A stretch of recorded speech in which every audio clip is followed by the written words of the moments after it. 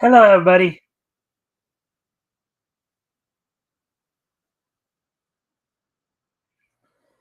All right, I do need to step away from the moment for a moment, so I will be right back. But I'll put some music on to help entertain you guys. Let me just.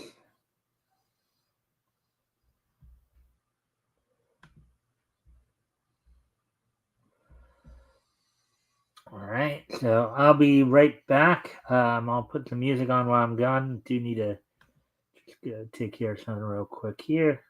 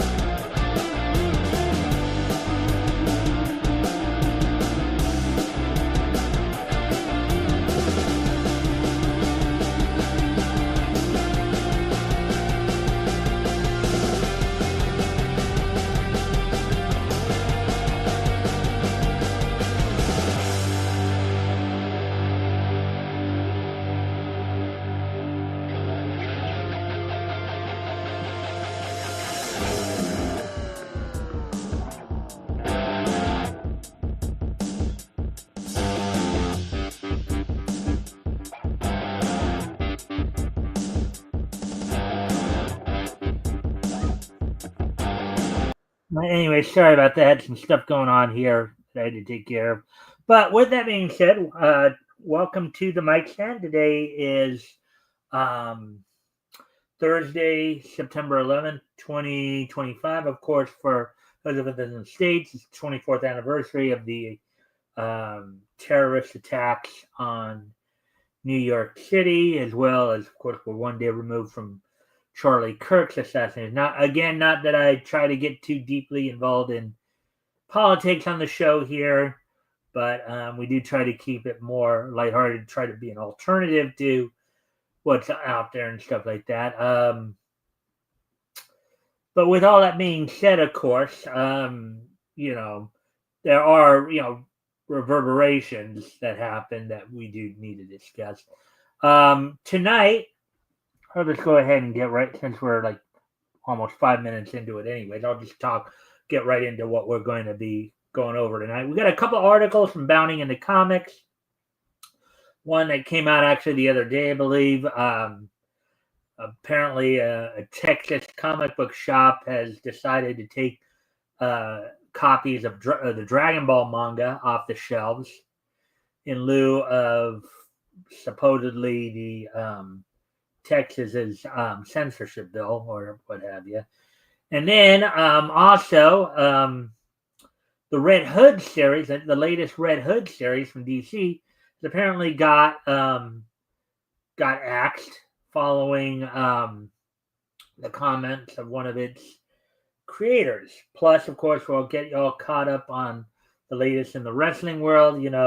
Get caught up on last night's Dynamite, look ahead to tonight's Impact and Ring of Honor shows, caught up on some news from the WWE, and then we'll wrap things up with this day in each history. With all that being said, and of course, a friendly reminder to everybody on both my Rumble and on YouTube. If you guys haven't already, you guys can help out by liking and sharing the stream. See if we can get some more friendly people to engage. That'd be appreciated. Also, if anything here grabs your attention, feel free to comment and or ask questions. And I will try to answer the questions to the best of my ability. With that being said, why don't we go ahead and get started? Get right into the material here. So I bring that up.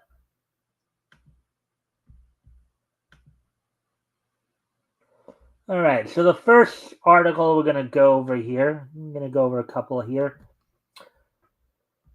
All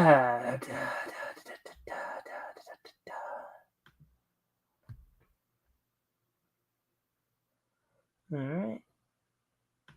So Texas comic shop pulls Dragon Ball manga from shelves out of caution for new state censorship bill. Article by Spencer Bakuli, published September 10th, which of course is yesterday. Alrighty then. So, in further proof that blanket censorship, no matter how, in smaller quotes, well-intentioned, will always have chilling consequences for human expression, a Texas comic book store has voluntarily chosen to stop selling early Dragon Ball manga volumes for fear that its contents could net him massive criminal penalties under the state's newly effective and vaguely defined SB 20 censorship bill.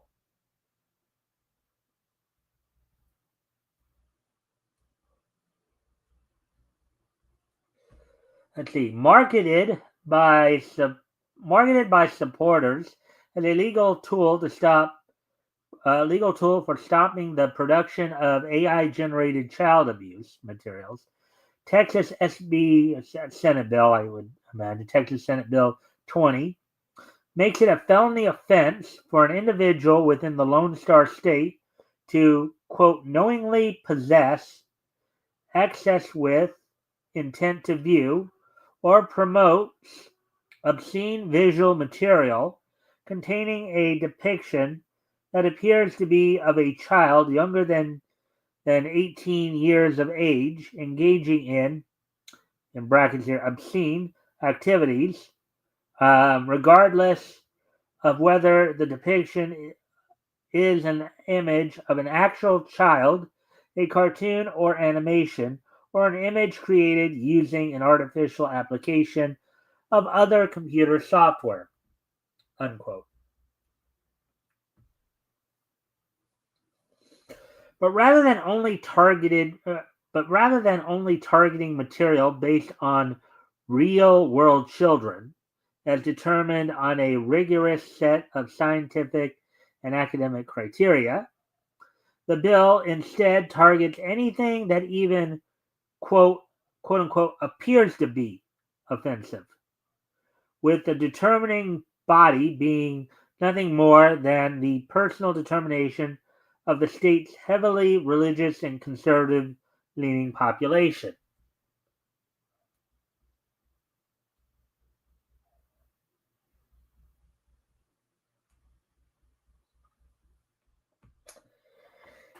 In more lay terms, I'll share what I wrote in May regarding the bill's specific ramifications for anime.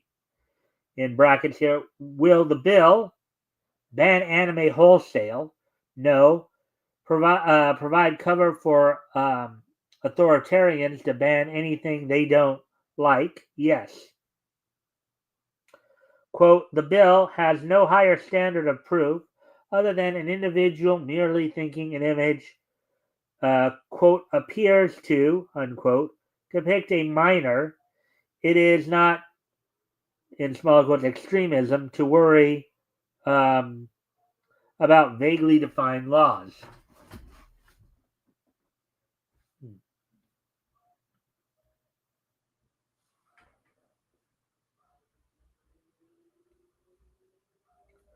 Quote, supporting bills whose terms come down to quote unquote vibes allows actual extremists, in this case Puritan ones, carte blanche to silence expression.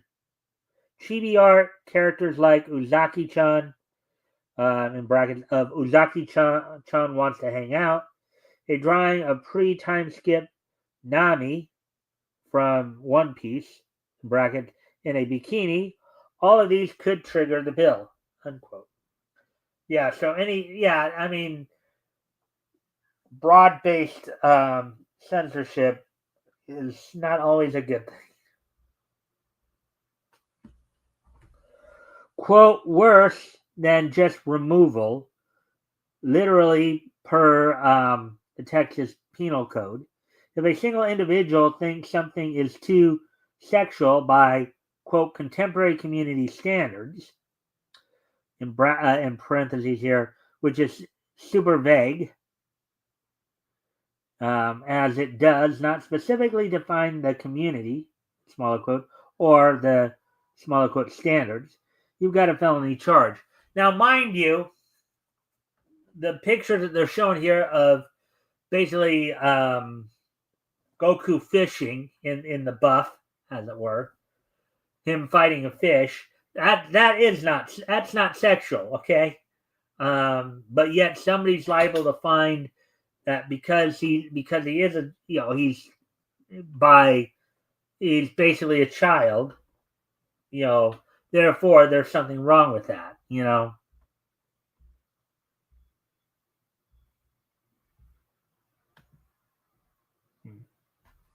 Again, feel free to comment and or ask questions if anything here grabs your attention. On both my Rumble and YouTube channels there. Anyways, back to the article. The article here. Quote, literally all it takes, in parentheses here, per Texas Penal Code 43.21, in unparentheses, is a bunch of Puritans to come together as a group and say, quote, we as a community think this is too sexual, unquote, and bam, felony charge.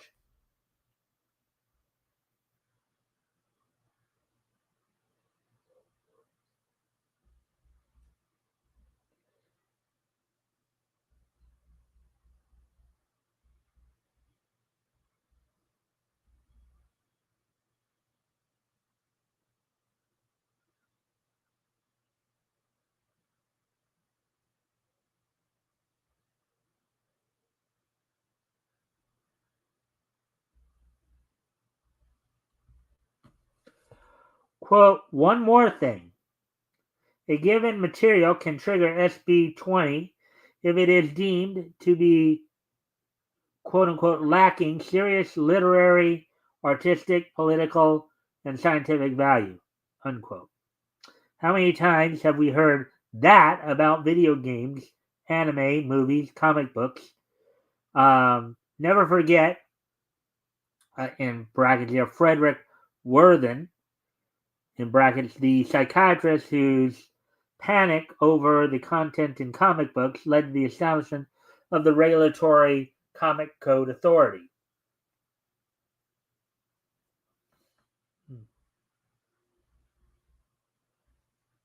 Sadly, despite the protestations of many, the bill unanimously passed both chambers of the Texas legislature. From there, being signed into law by Governor Greg Abbott on June 20th, and finally going into effect on September 1st.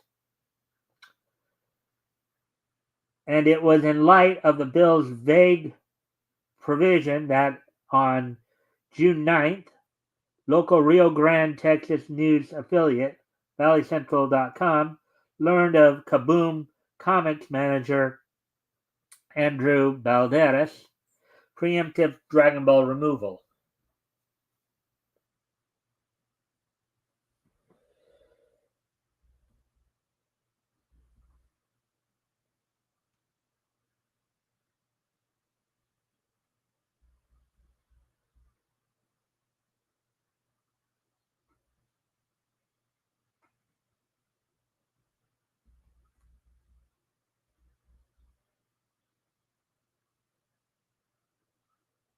Now this is Bulma in kind of the role almost of an older sister giving Goku a bath, you know, because he's never had, he's never taken quote unquote a proper bath.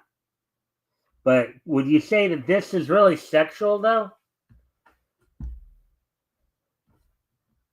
I mean, it's been like your older sister, like your older sister at like, well, let's see. So they're saying that Bulma in this is 16 and Goku's 12. Okay, so it's like your older sister giving you a bath.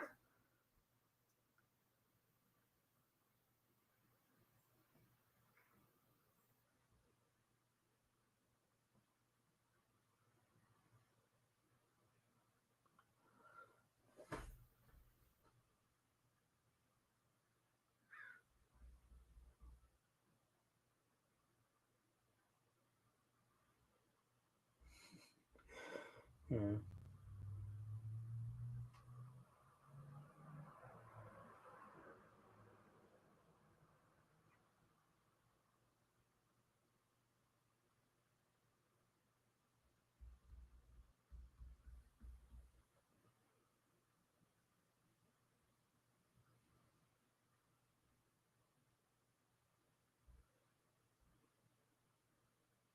Hmm.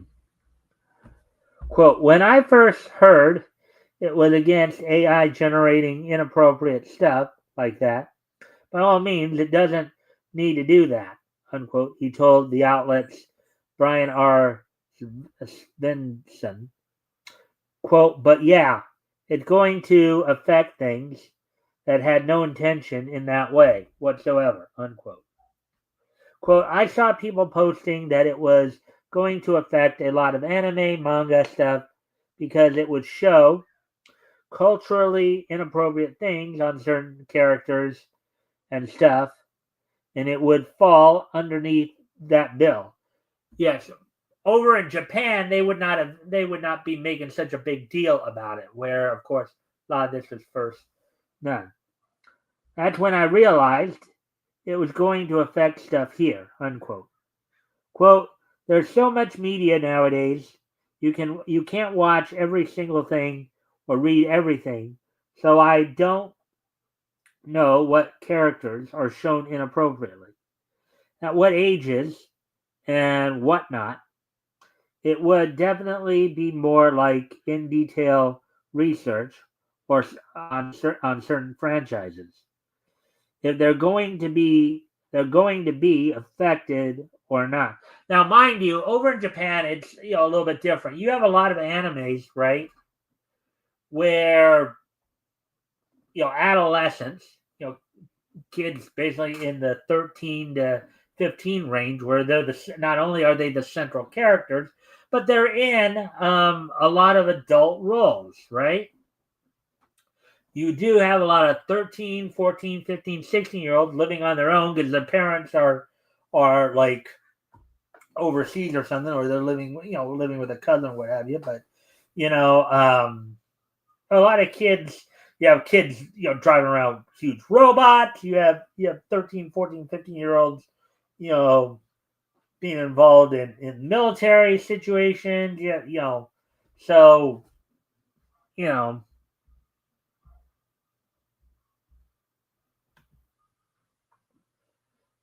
anyways.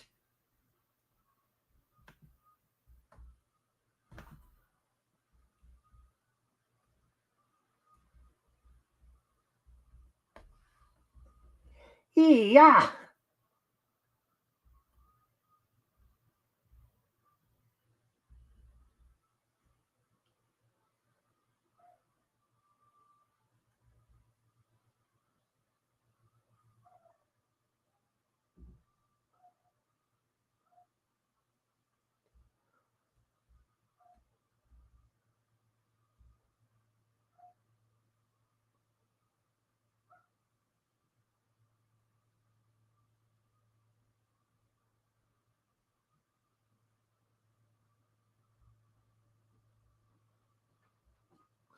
Anyway, I'm just getting caught up looking at the pictures here. I'm sure some of you might be too. Some of this stuff here. As for his specific to pull the late Akira Toriyama's seminal work, Balderas told Svensson, per the reporter's own recap, that, quote, he has already pulled some volumes of the popular Japanese comic Dragon Ball Z from his shelves due to concerns that the main characters had been shown naked as a child in earlier issues. Quote, he said that the depictions are very rare in earlier issues, and he believes it was done for comedic effect. Still, he felt it was better to be on the safe side. Balderas said he is going to stay vigilant about what products are available and what materials customers request. While no details were provided as to which specific quote unquote depictions were causing Balderas concern, they were likely the many comedic instances of a young Goku's bare genitals, and Bulma's nude or implied nude body that pop up during the hero's early Dragon Ball era adventures. Parentheses, though Svensson, um, Svensson um, specifically names Dragon Ball Z, it's likely this was an era based on the Z designation being the most well known among general Americans. Parentheses. Yeah.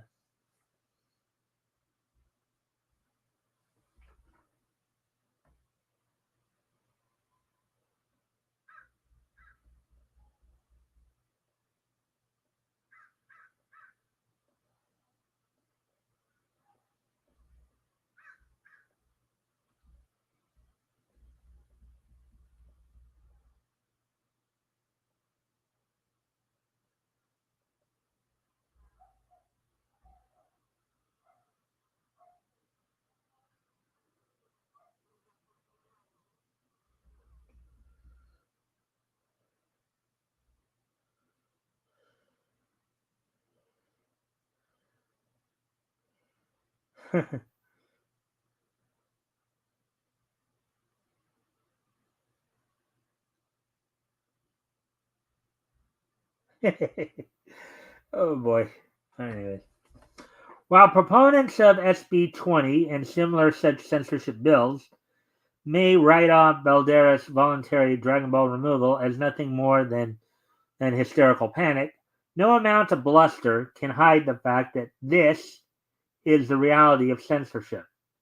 It's not as cartoonishly direct as it is often portrayed, with government thugs going door to door, tearing up living spaces in search of offending books or movies hidden under floorboards or behind bookshelves. In parentheses, though, with the way things are going in America right now, never say never. Parentheses. Instead, it's quiet and self-affected, with retailers and repositories that don't have the time or money to realistically litigate the matter, choosing to err on the side of fear to avoid being penalized into financial ruin.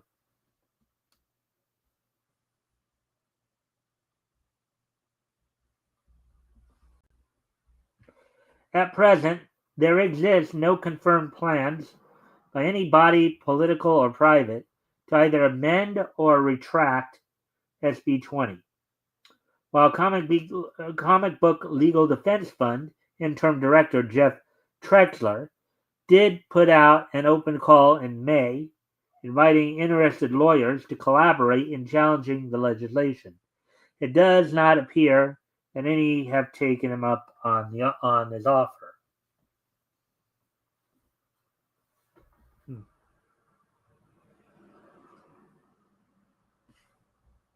Oh, there we go with that one. I go with that article. So no comments yet. Again, feel free to comment and or ask questions if anything here grabs your attention.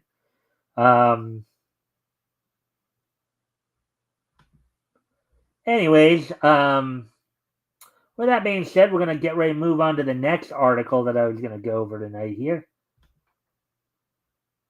Let's see, which is it's kind of interrelated to the Charlie Kirk thing. As part of the reason that this happened was because I guess the writer, one of the creators on the, I don't know if it was the writer or the artist here, had some biting comments about the Charlie Kirk murder. But we'll see what's all going down here.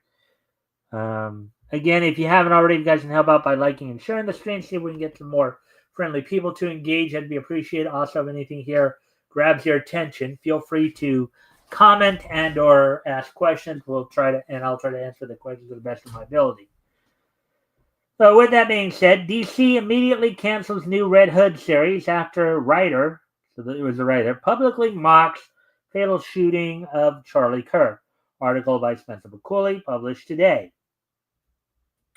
So it looks like it's back to the grave for Jason Todd, as thanks to writer Gretchen Felker Martin, meeting the news of Turning Point USA founder Charlie Kirk's recent shooting with mockery.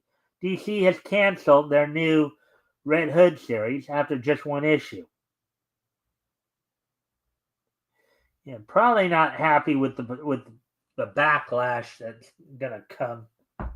They felt they had to do something, but while the situation is still unfolding, what's currently known about the recent attempt on the political pundit's life is that at 12:20 on, I guess 12:20 Mountain Time, on September 10th, while speaking on the Ohio Valley University campus in the first stop of his American comeback,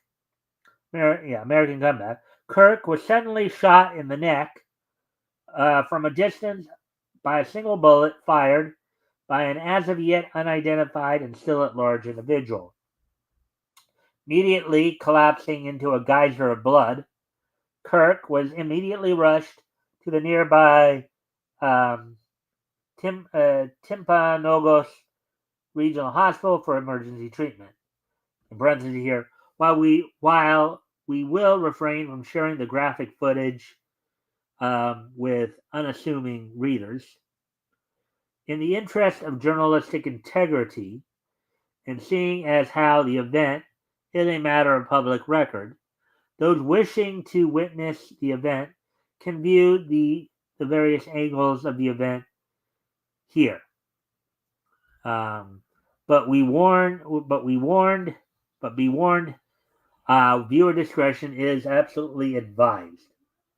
Unparentheses.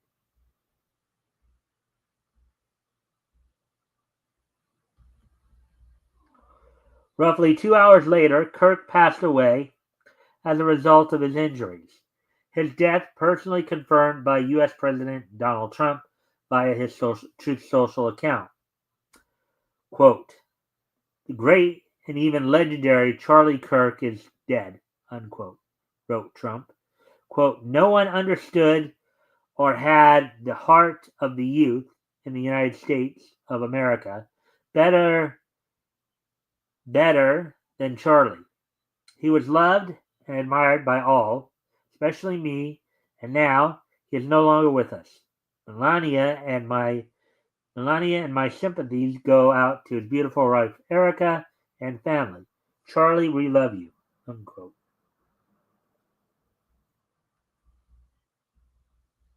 However, it was in the short window between Kirk's shooting and the confirmation of his death that Felker Martin would torpedo the one-time Robin's solo career before it could even get off the ground. Taking to her personal Blue Sky account within the hour, the Red Hood Volume 2 writer responded to the news with the firm declaration, quote, "Knots and prayers, you Nazi bitch." And that's a quote there. I don't condone. I personally do not condone the language. I think just shows how incredibly ignorant she is. On not just the pure malice of the comments, but even with the crudity of how she expressed herself here. Quote, "Hope the bullet's okay after touching Charlie Cook," they added.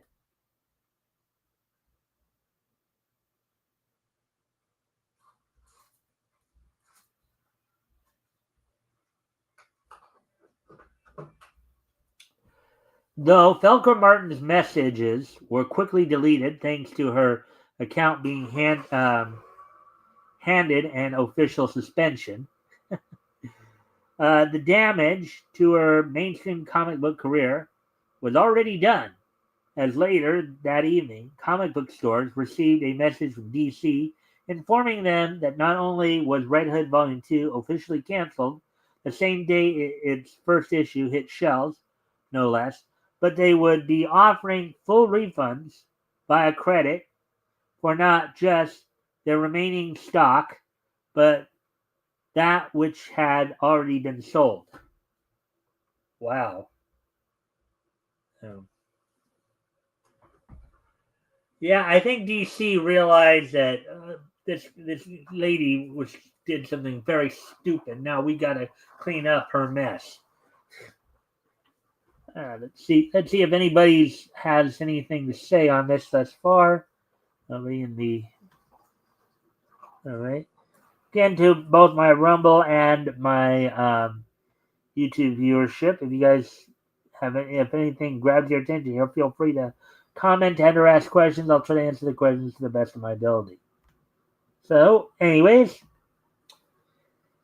as shared to the public by Pop versus Graham McMillan, quote, DC Comics cancels existing orders for Red Hood Volume 2, Number 2, and Red Hood Volume 2, Number 3, and any orders for future issues of the series. DC Comics will credit retailers for all invoiced copies of Red Hood Volume 2, Number 1, inclusive of copies that may have already been sold. Unquote.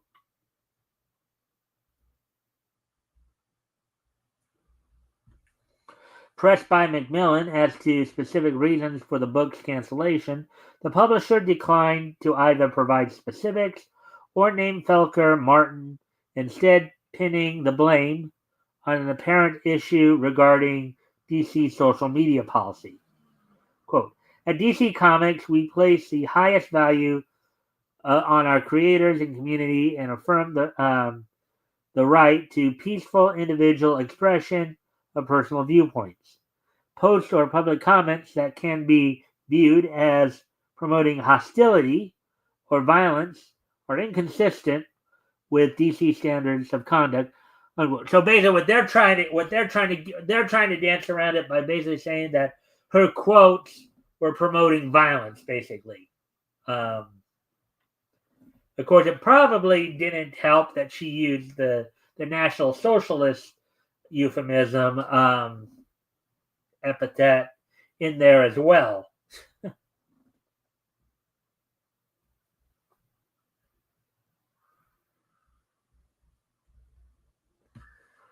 As of publication, neither Felker Martin, who notably considered it a point of pride that they purposefully avoided reading any previous Jason Todd stories before tackling his latest solo outing, nor series artist Jeff Spokes have offered any public comment regarding DC's sudden cancellation of Red Hood Volume 2.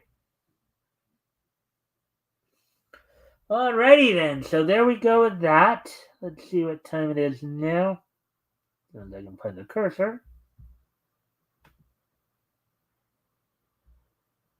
All right. Let's see. 35 minutes. I'm going to need to step away from the computer for a moment. I will be right back. But while I'm gone, I will go ahead and put some music on for you guys.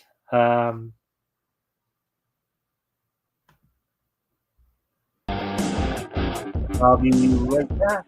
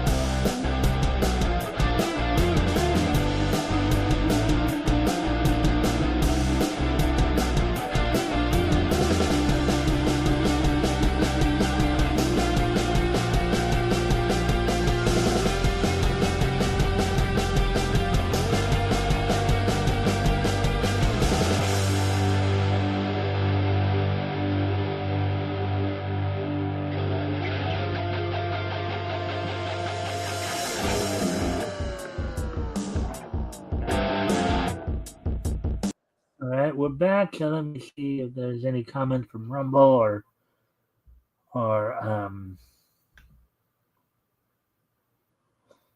okay, no comments there. Comments there. Okay.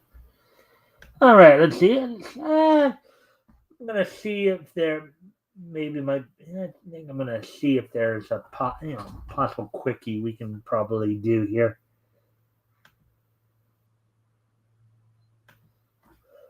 Maybe try to find something a little lighter here.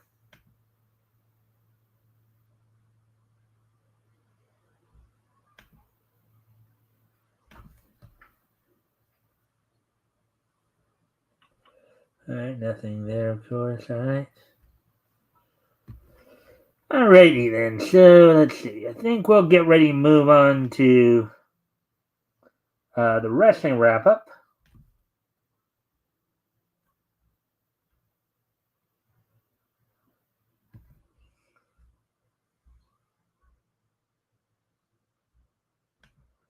As and of course it was announced apparently that WrestleMania 43 will be taking place in Saudi Arabia in 2027, kind of as part of their, I guess, country's birthday celebration of 200 years. Much like how Donald Trump is having a UFC event July 4th for next year. Um,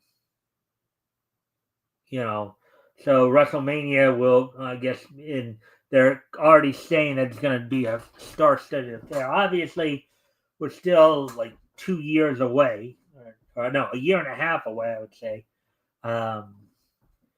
But something to look forward to. It's well, that's all we got for the at least for the WWE news.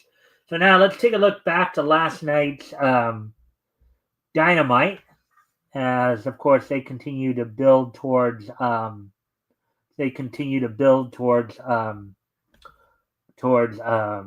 Out coming up on the 20th. You had the 2300 Arena, yet Excalibur and Bryan Danielson on commentary on TBS there. Opening match in a non-title match saw Adam Page defeat the Don Callis family's Josh Alexander, who had, of course, Lance Archer and Rocky Romero in his corner.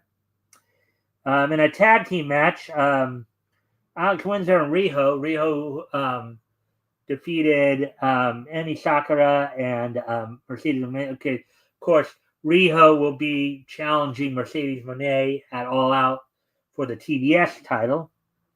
Ricochet defeated Shelton Benjamin in the continuing feud between Ricochet, Gates of Agony, and the Hurt Syndicate. In a non-title Philly street fight, Tony Storm beat Sky Blue of the Triangle of Madness. And then in the main event for a $500,000 10-man tag match, the Death Riders of Claudio Castagnoli, John Moxley, Wheeler Yuta, teaming with the Young Bucks, Matt and Nick Jackson, defeated AEW World Tag Team Champions Brodito of Ring of Honor World Champion Bandito and Brody King, and AEW's World Trios champions, the Ops of Paras Hobbs, Samoa Joe, and Katsuyori Shibata. Now, as we prepare to look ahead to tonight's TNA,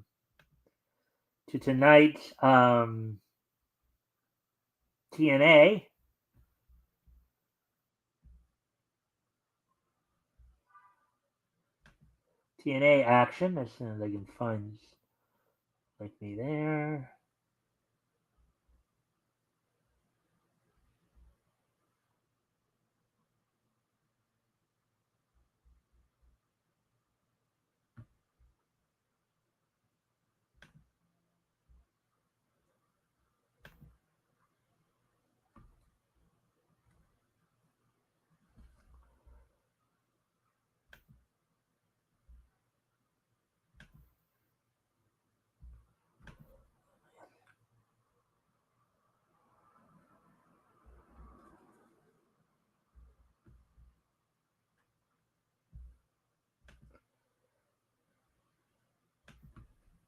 All right, so coming up on tonight's TNA from the Armory in Minneapolis, Minnesota, with, of course, Tom Hannafan and Matthew Rainwall on commentary. Let's see. The opening match is set to be an X Division four-way match for the number one contendership. So the opening match is set to be a number one contendership four-way match for the X Division title. I guess this is going to determine who the next challenger is going to be, presumably here coming up in a couple weeks at Victory Road. You got the Rascals members involved of Trey Miguel and Zachary Wentz and Myron Reed, along with Jake something. So those four individuals, of course, Miguel being a three-time former X Division champion, Zachary Wentz being a former X Division champion. So these four individuals will be competing for the chance to challenge Leon Slater for the X Division title. In a tag team match, and Nick and Ryan Nemeth are set to take on the System's Eddie Edwards and Brian Myers with Alicia Edwards in their corner. Jesse McKay of The Inspiration with Cassie Lee in her corner will be taking on Heather by Elegance of the Elegance brand with M by Elegance and the Personal Concierge in her corner. Mike Santana is set to take on a mystery opponent. Moose will be taking on AJ Francis in a battle of two big men, two former NFL stars. And the main event is set for a battle of two former TNA world champions as the world class maniac Eric Young takes on Joe Hendry. So that's what you have to look forward to on tonight's NXT. Now, as we will look ahead to tonight's Ring of Honor as well, Ring of Honor show as well. Let's see.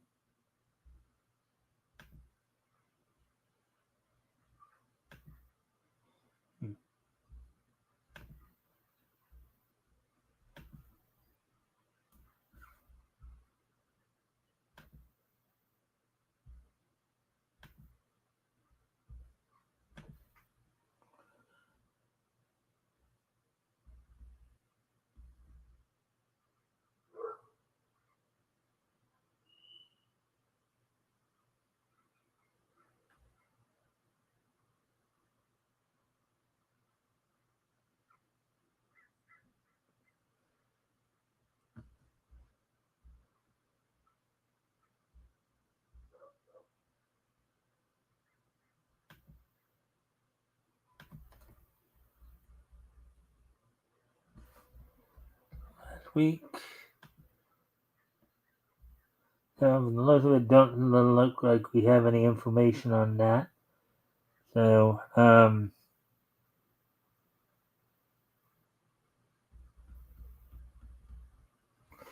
right. So with that, so that's, I guess I'm done then with the wrestling wrap up. I couldn't find any information on tonight's Ring of Honor show. So let's see now. So 47 minutes. All right. So now, now I guess what we'll do is today being Thursday, September the 11th, 2020. 2024. So unless anybody has anything you'd like to ask or anything, I guess we'll move on to the. Guess we can move on to the This Day in Each History segment. Give you guys a moment to think about it. If there's anything you want to ask about in the realm of cartoons, comics, manga, pro wrestling, anime, that you want to talk about for a moment or two. Kind of stretch out the time a little bit here.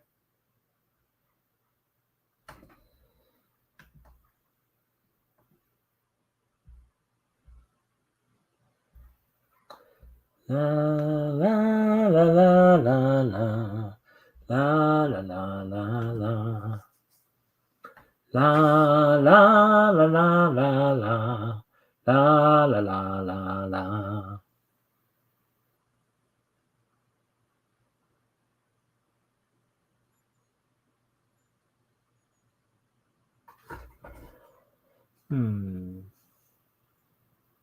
I give it to about the 50-minute mark here, and then nobody said anything. Then I will just continue on to the This Day in Each History segment.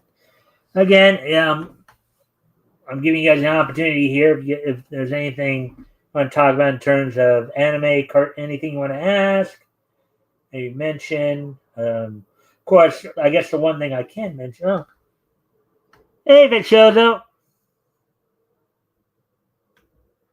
just listening.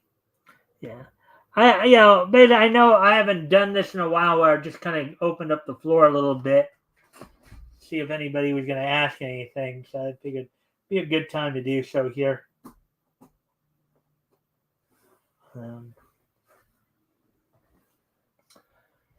Yeah. So, anyways,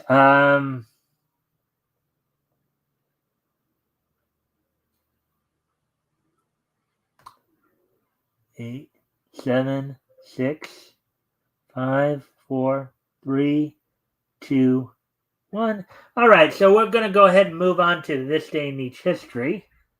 Let me just remind myself one more time of the material here.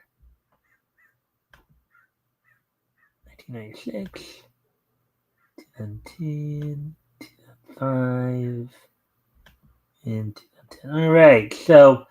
All right. So first off, we're going to head back. So Now let's go ahead and take a look back at it, with today being, of course, Thursday, September the 11th, 2025. Go ahead and take a look back at this day in Nietzsche history. History!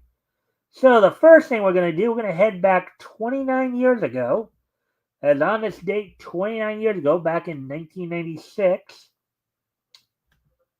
the 540th issue of Volume 1 of Adventures of Superman, originally starting out as simply Superman, The Adventures of Superman, uh, Volume 1, issue number 540, went on sale on this date back in 1996. It sold for $1.95, 32 pages. The story was titled Curtain Call as part of the Final Night crossover event, as plotted by Carl Kessel, scripted by Jerry Ordway. Terry Dodson did the penciling. Inked by Carl C. Story. Lettered by Albert Tobias de Guzman. And Glenn Whitmore did the coloring. So on this date, back in 1996, 29 years ago, the 540th issue of The Adventures of Superman, part of the Final Night series, premiered on this, or went on sale on this date back in 1996.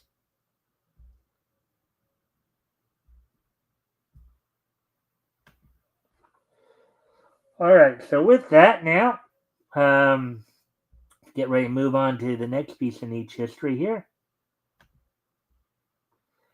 And we will move on ahead to the year 2005, as 20 years ago today, on this date back in 2005.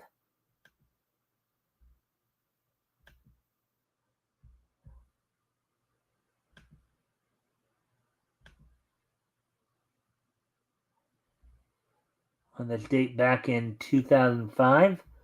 Um, the season 17 premiere of The Simpsons on Fox, the Bonfire of the Manatees, premiered on this night, with exactly 11.1 million viewers that night. Also, season 2 of American Dad also premiered on that night. Bullocks to Stand, episode watched by over 7.8 million viewers that night. So the 17th season premiere of The Simpsons and the second season premiere of American Dad both premiered on this date back in 2005, 20 years ago today. So there we go with that one.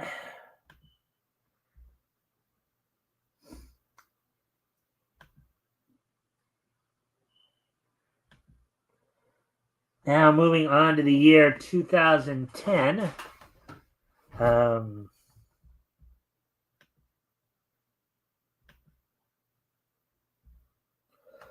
this date in the year 2010, 15 years ago today,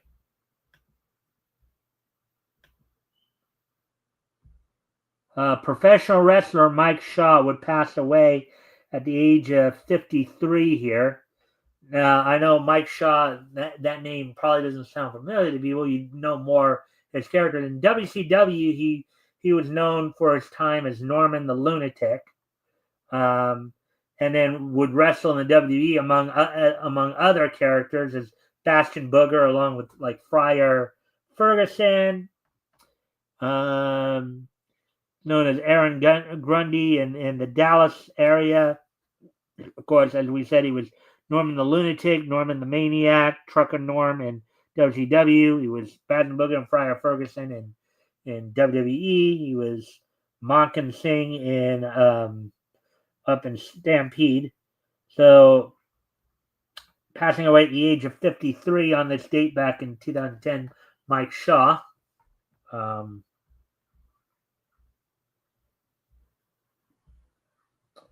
And this is where, and since we have,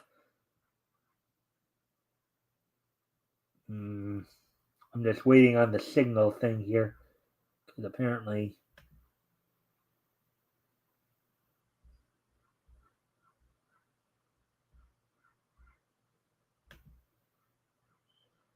and the signal's getting a little goofy here.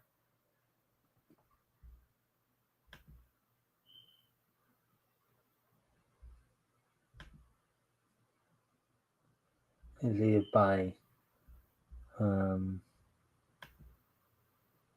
just close that out for a moment. All right. Yeah, I just had to close that out for a moment. I'll pull that back. Oh, wait. Oh, actually, we'd already done that. So, yeah, passing away at the age of 53 on this. Now, this is where I would say, of course, normally I'd say 2010 is just so nice that we're going to hit it twice. But considering that the first, niche news, a niche history segment there was not so nice, somebody passing away tragically young, I will not say that this time, but another piece of niche history that happened on this date back in the year 2010, 15 years ago.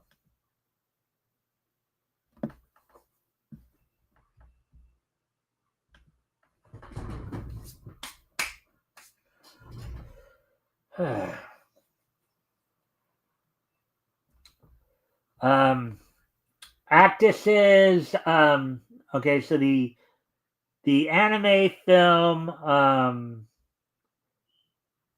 Kowa Rekake no Orgel was released in theaters by Actis on this date back in 2010. So 15 years ago today, the anime film Actis's Korwa Re Kake no Orgel premiered on this date back in the year 2010.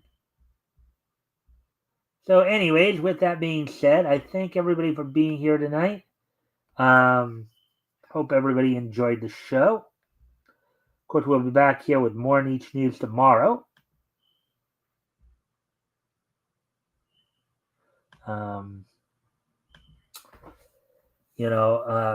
If you can please continue to keep, Charlie Kirk's family in your thoughts and prayers. Of course, we're back here with more niche news tomorrow, and then also this Sunday I'll be joined by RJ Carter from Critical Blast, as we'll be taking a look back through comics history, be looking back to June of 1940 in terms of back at comics that went on sale from Novelty Press. So with that, I thank y'all for being here, and I hope to see everybody back here tomorrow.